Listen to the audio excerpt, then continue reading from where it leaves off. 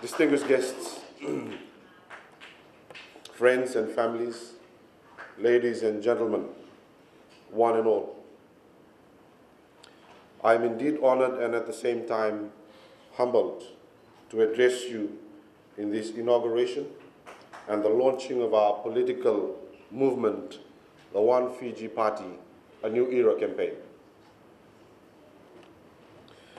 As many of you may have been made aware of, One Fiji Party was the last of the 7 political parties registered to contest the general elections in September 2014 and beyond.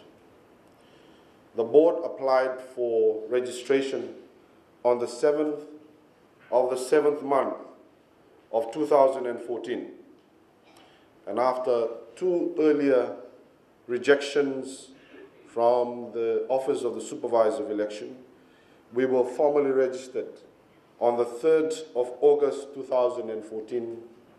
That was a day away from the issuance of the writ of election by the acting President of the Republic of Fiji. On that note, One Fiji Board would like to take this opportunity to thank the Supervisor of Election and his hard-working staff for their kind gesture, their effort, and their responses in the period of our registration. Ladies and gentlemen, One Fiji Party is not only a name. We urge you to embrace it as our collective destiny and a collective identity. It is you and me, and it cuts across all the racial limitations and restrictions of our past that has caused us to lag behind in the 21st century and stalled our progress as a nation for far too long. One Fiji Party believes that we as a nation can arise out of this dark, long history of political doldrums, punctuated by military takeovers and coups, to become a great nation in the Pacific. Its name gives prominence on its people and recognizes that whilst our stories may be different, our aspirations and dreams are shared. This party deals with that reality. It recognizes that the security of the Fiji citizens of Indian origin and other races of different origins of our country is tied to the stability of the indigenous population of Fiji and what they consider to be prized, security to their land and their identity. One Fiji Party embraces our historical paths. We believe in the divine guidance of God to the journey of our indigenous forefathers and the workers' pilgrimage of the early Grimitius into our island shores. It identifies the dreams of a better life dreamt by those who came later and call Fiji Islands their home. It recognizes the sovereignty of God as the creator of these islands and the giver of life to all men, and is based upon a divine understanding of humans and their responsibility towards God and men. One Fiji is about to build a nation that, whilst recognizing the diversity and the different ancient pathways of our forefathers, is focused on the prospect of our shared destiny. One Fiji will champion political freedom, liberty, and the dignity of every citizen. It recognizes that social, economical, and political stability of this nation that we hold dear in our hearts is dependent on our human ability to look beyond our creed and belief toward a greater goal of coexistence, harmony, and prosperity for all citizens of Fiji.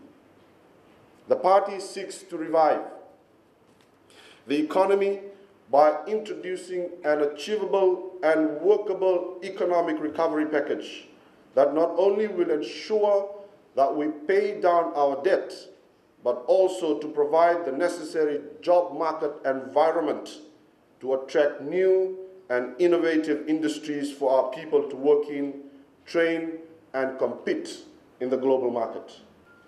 The party also understands that the importance of the independence of our judiciary from any form of interference. It understands the importance of a stable, innovative, and responsible government that works in the interest of all the people of Fiji. Ladies and gentlemen, this may be the newest and quite possibly the youngest party, but its ideals have lived past many centuries before. On the 14th of May, 1987, a young boy, barely 11 years old, in only his second visit in the city of Suva, enjoying an extended term school holiday from Huya District School in Nambawalu. He came to Suva and witnessed passing soldiers on that morning in crisp camouflage uniforms and balaclavas in what was later to be known to him as the first military takeover in the Pacific. Over the next 27 years of his life and 3 additional coups, that young boy now stands before you today, having prosecuted those who participated in the coups of 2000 and defended those who participated in the coups of 2006. My story is not just a standout story, but part of a larger Fijian story.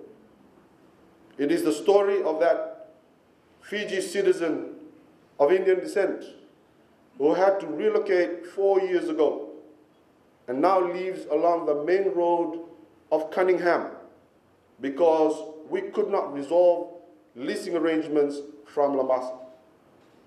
It is the story of the indigenous Fijian who now has that land that has been vacated, who cannot farm that land because he lacks the capital or lacks the know-how to start and continue that business. And with all of our collective stories, an ever-increasing issue remains unresolved. When will this country overcome and resolve its sectional interest? When will we bridge our racial divide? When can we rebuild our economy to compete? And when can we maximize the use of our natural resources with responsibility? When will we harness the powers of the sun, the wind, and the water to decrease $1 billion worth of annual energy budget and push for a stronger emphasis of research and development of the 21st century in agricultural production to supply local demand, to supply the Pacific, and to earn a profit from a global food shortage. The introduction of provincial-based depots in the major islands to facilitate the thrust of this new agricultural-based initiative of Plant for the World program. A heavy emphasis on research and development, including the building of research centers to support the Plant for the World program in the next 4 years. We intend to revisit the meaning of development of the Fiji Development Bank and actively pursue policy changes to ensure that monies available are available to fund responsible and properly managed future farms of Fiji. We intend to outlaw the Land Use Decree of 2010 and boost commercial function of the Native Land Trust Board to assist landowners put their land to highly productive commercial use, mine their land when they are ready to mine it, and initiate not only just empowerment programs, but also provide monitoring and guidance to landowners in the business world. The country's debt level is alarmingly sitting at a high rate, just close or perhaps just a little over the $4 billion mark. That is probably just almost 50% of our GDP. I've been warned prior to this not to talk about percentage. I'll try to limit that. With low private investment rate, high balance of trade, and a $1 billion infrastructural item in the last 2 years to show for votes in this election, increasing levels of unemployment, which in the 2007 population census stood at 8.6% of the total, and since then, economic performance in the last 7 years has not been strong enough to reduce or address unemployment rate. A credible result of the September 2014 election is the only way to bring back investor confidence, to fuel our economy and put our people back to work. The minimum wage of $2 agreed by government could not work, because that would mean that employers will have to increase service costs to meet the demand of fair wage. We all should be vouching for increased or fair wage for our workers, but not to the penalty of a population that is after the service but does not have the buying power to get it. The issue of our stagnating state of economy and the answer to the question of whether we can advance into the regional and global fronts as a growing and stable economic force from the Pacific is inextricably tied or linked to law and order, a total independence of our judiciary, and whether Fiji is truly a land of freedom, hope, and glory. These ideals are not just part of something that we sing. They must be real to each and every citizen, regardless of their race. Investor confidence is always tied to the issue of access to courts and tribunals where grievances can be resolved. It is not the final solution that people usually look at, even though that is what they look forward to getting. But it is the ability to access the justice system or access justice. Decrees that restrict that access to justice for grievance resolution cannot stand. Systems that allow for such restriction of rights cannot stand. Clauses and sections of our laws or decrees that deny people from having access to the courts cannot stand. These now are the decrees that we must call to an end. Parties have been asked of their opinion on whether VAT should stay at 50%, 15%, or reduced. Some parties have come with their proposal to the people of this nation to reduce VAT to 10%, while some others have identified items of common use to be declared as VAT-free. Let me begin our proposal, or the proposal of One Fiji Party, with a generational story that I'm personally proud of, and I'm sure you do too. Decades ago, young men left their families in their villages for the defense of our island nation and security for a future you and I enjoy today. They reached the shores of Malay. Years later, they went to the Solomon Islands. These men were not trained in the area of armed combat for far too long. Their skills of perhaps animal hunting turned to the hunt of those who can and would deny us our freedom if they ever get to our shores. Our forefathers put their life, put their liberty and chance to secure us a better life. They sacrificed so that this generation and the generation before us can live in peace and tranquility. For some of them, they purchased our freedom today with their own lives. We are all richer today as a nation because they were selfless and had a future view of all of us. I ask that we do that also.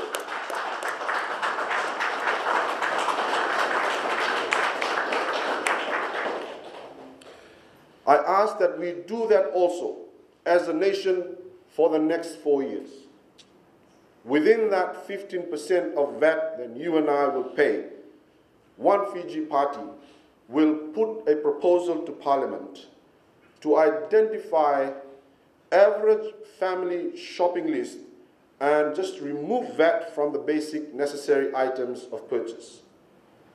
And to have a percentage of that 15% dedicated exclusively to a government and public partnership program for initiatives to maintain the environment, replanting of pine, planting of teak and mahogany, preservation of marine and reef conservation, and even responsible mining. And it is also to sustain a free education program that benefits the marginalized of our communities. We are calling all the people of this nation to this one national call in the midst of a struggling economy and an increasing public debt. To remove VAT from items would mean that the burden would simply have to be shifted elsewhere. But I'm asking the people of Fiji today to make a resolve to sacrifice this for just the next 4 years. The following 4 years will be different as we regroup and re-strategize. I ask that we all agree to this proposal, as it is a sacrifice that we will have to make for our children and our children's children.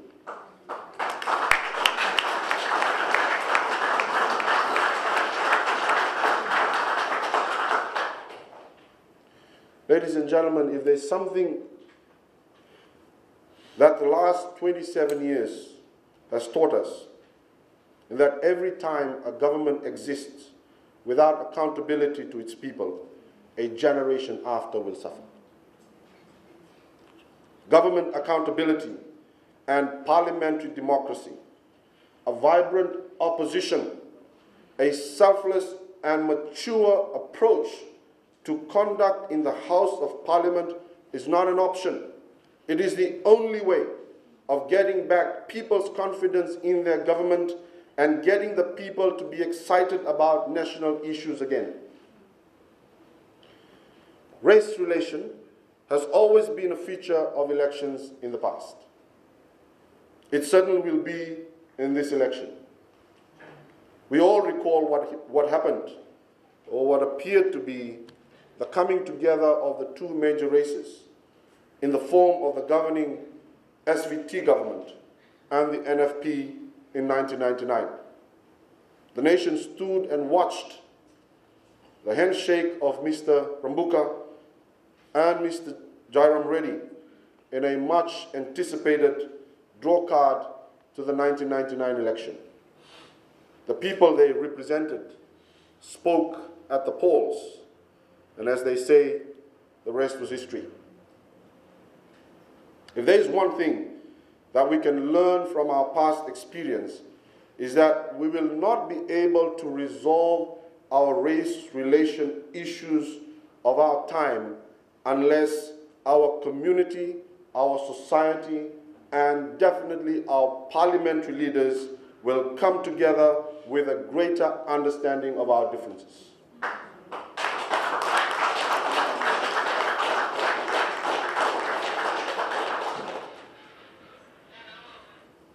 The superficial solution of a common name in itself won't do. We are entitled to the heritage of our past and our different identities and different stories. I am proud of my Fijian heritage and my Christian faith, and so is Akmal Ali, proud of his young Fijian citizen of Indian descent, who is equally proud of his Islamic faith.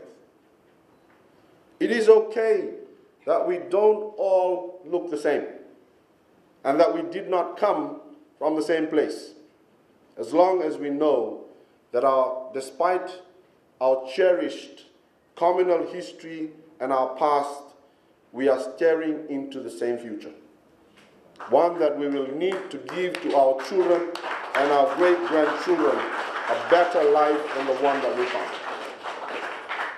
I believe that the Fiji we live in today will live up to its potential as a flourishing democracy where there is respect for the different races of our communities, and we can still come together and rally behind a set of values and ideals to generate and maintain peace in our streets, in our towns, in our villages, and in our settlements. This election may be about a lot of things for the other parties. For One Fiji Party, this election is about our future. It is about what we will give our children as an inheritance. Quality education must always be at the top of our priority, nothing less, even if it means paying a little more. Government responsibility must not be used as a leverage or an excuse for failing parental responsibility. We must understand that the government cannot and should not be expected to solve all of our problems. And so part of our social contract is the expectation that people everywhere must put in their fair share. This is where government and parental partnership and ownership of our education policy can no longer be further ignored. Our children must now be educated with a global marketplace in sight. That must be our collective goal as one nation, to raise the quality of our education so that our children are not just fit for the local market, but can compete for a job against competing applicants from the Caribbean and the United Kingdom for a job in Amsterdam or in New York.